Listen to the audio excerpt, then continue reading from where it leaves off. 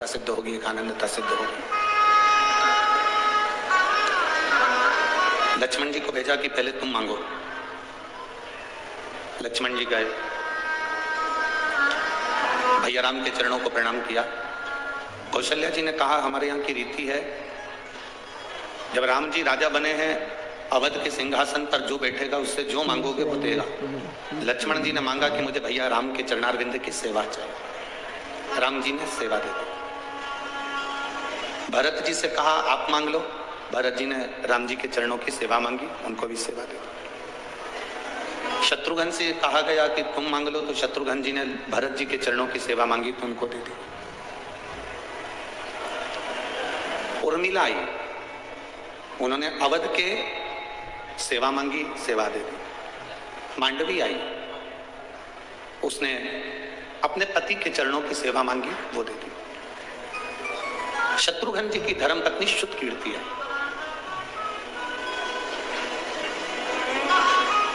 और शुद्ध कीर्ति ने राम जी से कहा कि भैया राम, मैं आपसे जो मांगूंगी आपको मुझे दे दोगे? मैं जो मांगूंगी वो आप देना पड़ेगा। कौशल्या जी ने कहा शुद्ध कीर्ति कैसी बात करती हो, यहां जितनों ने मांगा राम जी ने सबको सब कुछ दिया, तो फिर आपको क्यों ना दें? आपको मना थोड़ी ना है, आप मांगोगे आपको मिलेगा, मांगो आपको क्या चाहिए। शुद्ध कीर्ति ने कहा कि मैं जो मांगूंगी वो दे दोगे, पहले विचार कर लो भैया राम। शुद्ध कीर्ति ने फिर कहा पक्का पक्का। सीता जी ने कहा शुद्ध कीर्ति तो मेरी बहन होकर ऐसा बोल रही है, तू तो मांग ले जो चाहिए तेरे को राम जी से। शुद्ध कीर्ति ने कहा पहले मुझे संकल्प दो कि मैं जो मांगूंगी वो मुझे देना पड़ेगा।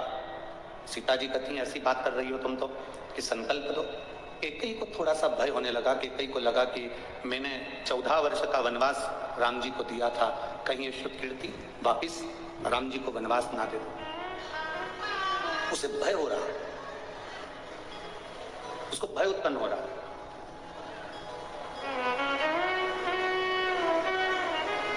मांगो। भैया राम ने कहा शुद्ध कीर्ति मैं वचन देता हूं तेरे को। शुद्ध कीर्ति मेरा वचन है तेरे को, मैं तुझे वचन देता हूं कि जो तू मांगेगी मैं तुझे दे दूंगा, मांग ले तुझे क्या चाहिए। शुद्ध कीर्ति कहती है भैया राम से, शुद्ध कीर्ति कह रही है राम जी से कि भैया मुझे केवल आपने जो वन में कपड़े पहने थे, वल्कल वस्त्र, वो वन के कपड़े मुझे दे दीजिए। राम जी ने पूछा तू उस वल्कल वस्त्र का, उस वन के कपड़ों का, उस वनवासी वस्त्र का करेगी क्या? शुद्ध कीर्ति कहती है जो राम अवध के राजा बनने वाले थे, समय के चक्र ने घुमाकर उनको 14 वर्ष के लिए बन गया है। घड़ी बांधना अपने हाथ में है, पर घड़ी का समय अपने हाथ में नहीं है। अच्छा और बुरा समय उस कालाधिपति महाकाल के हाथ में। ये अपने हाथ में नहीं है, ये अपने हाथ के अंतर्गत नहीं है।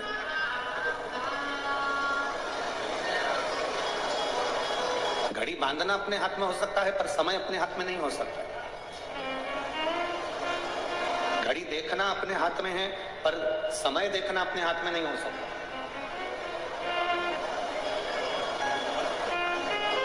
दुनिया का कितने से भी बड़े से बड़ा विद्वान व्यक्ति क्यों ना हो, बड़े से बड़ा ज्ञानी व्यक्ति क्यों ना हो, बड़े से बड़ा चतुर व्यक्ति क्यों ना हो, कितना बड़ा भी ज्योतिषाचार्य क्यों ना हो, कितना बड़ा भी विद्वान व्यक्ति क्यों ना हो, कितना बड़ा भी विद्वान क्यों ना हो, वो घड़ी देख सकता है, पत्रिका देख सकता है, नक्षत्र देख सकता है, पल देख सकता है, फेस रीडिंग कर सकता है, हस्त रीडिंग कर सकता है, वो सारी रीडिंग कर सकता है, पर वो आने वाले समय की गणना नहीं कर सकता कि आने वाला समय कैसा होगा। किसको मालूम है, किसको पता है? 40 गांव वालों ने भी कभी नहीं सोचा होगा कि ये कथा 40 गांव में हो जाएगी। कभी सोचा था तुम लोगों ने? जितने लोग 40 गांव के बैठे हैं, कभी विचार करना। टीवी पर सुन रहे थे कि बॉम्बे में कथा है, रोज प्रचार हो रहा था कि मुंबई में कथा है, हर पल सोशल मीडिया पर चल रहा था कि बॉम्बे में कथा है, लिस्ट में चल रहा था कि बॉम्बे में कथा है, पर कब कथा उधर से पलट कर इधर आ गई। इस समय चक्र को जानना सबसे कठिन काम है। लिखा कुछ भी हो, कुछ भी हो,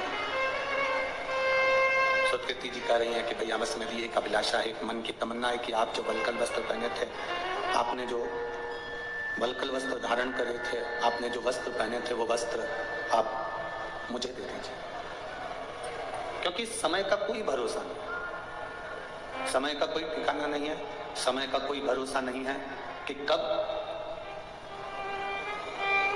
अच्छे जीवन को चलते चलते व्यक्ति की जिंदगी में कब दुख आ जाए, कब तकलीफ आ जाए, इसका कोई ठिकाना नहीं।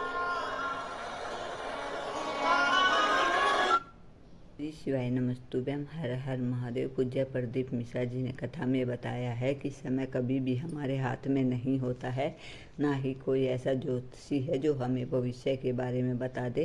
पूज्य प्रदीप मिश्रा जी की कथा बहुत ही अच्छी और खास थी। अगर आपको पसंद आई हो तो लाइक कमेंट और शेयर जरूर करें और वीडियो को प्लीज़ लास्ट तक देखते रहिएगा। श्री शिवाय नमस्तुभ्यम।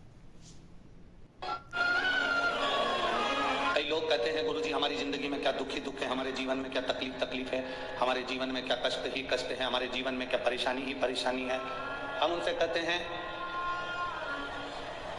तुम्हारे साथ रहने वाले लोग बदल जाते हैं, तुम्हारे दोस्त बदल जाते हैं, रोज भोजन करते हो तो सब्जी बदल जाती है, रोज महीने 2 महीने में तुम्हारे कपड़े बदल जाते हैं, 6-8 महीने में, साल भर में तुम्हारा जूता चप्पल बदल जाता है,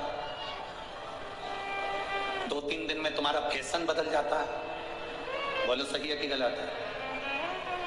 जब कपड़े बदल सकते हैं, दोस्त बदल सकते हैं, हमारा फैशन बदल सकता है, हमारे चप्पल जूते बदल सकते हैं, पादुका बदल सकती है, तो इतना विश्वास मानकर चलना कि तुम्हारी जिंदगी में अगर दुख का समय चल रहा है तो वो भी एक दिन बदलेगा जरूर और सुख का समय आएगा। ऐसा नहीं कि दुख का समय समाप्त नहीं होगा, तकलीफ का समय समाप्त नहीं होगा, कष्ट का समय समाप्त नहीं होगा।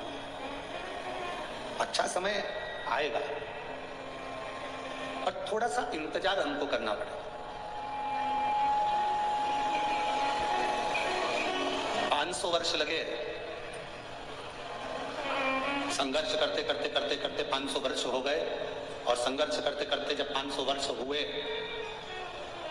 500 वर्ष का संघर्ष करने के बाद राम अवध में वापिस विराजमान हो रहे हैं, तो ये हमको एक बल मिलता है कि जीवन में एक ना एक दिन पलटते जरूर है, एक ना एक दिन समय बदलेगा जरूर,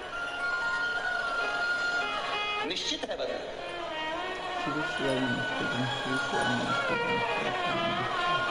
और शंभु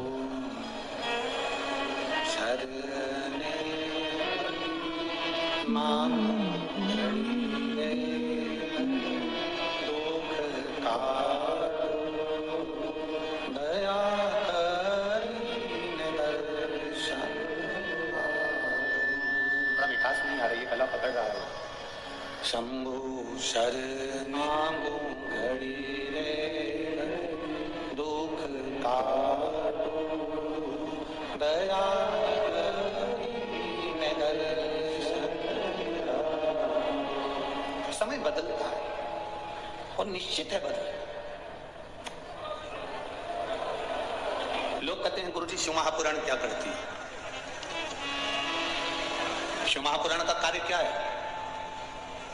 आप लोग लाखों की संख्या, माननीय सांसद महोदय जी ने, श्री उन्मेष जी पाटिल जी,